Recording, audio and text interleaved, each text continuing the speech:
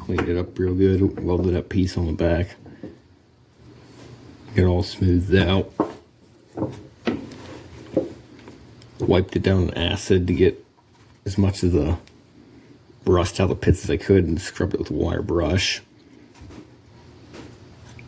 Then used liquid wrench on it, scrubbed it with a wire brush. Then used WD-40 on it, scrubbed it with a wire brush. Then used some engine grease on it, scrubbed that in with a wire brush.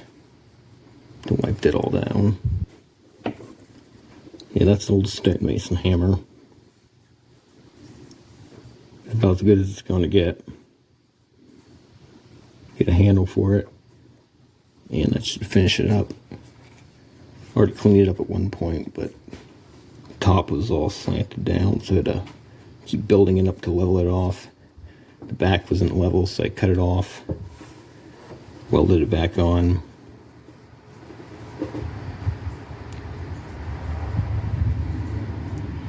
I'm pretty happy with that. Probably use it as a sledgehammer to hammer and splitting wedges and stuff. Splitting wood. I had it at work, but I brought it home to finish using it. Clean it up.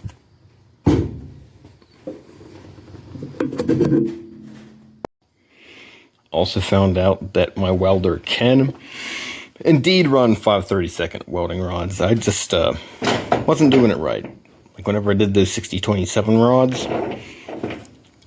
I was just going way too fast. So yeah, I can redo that rod talk episode probably. And now I know that I have the ability to run more rods than I thought I previously had.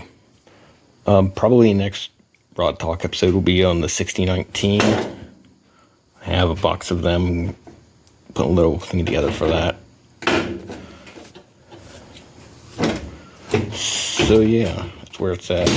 Find any of this interesting, like, subscribe, all that fun stuff. We'll filter 69 out, I suppose. Don't have an outro, don't have an intro. Maybe someday. I got community posts at only 90 subscribers, which is pretty cool. I'm supposed to get it at 500. Maybe some testing thing, I don't know. It's a neat way to interact with people, I suppose.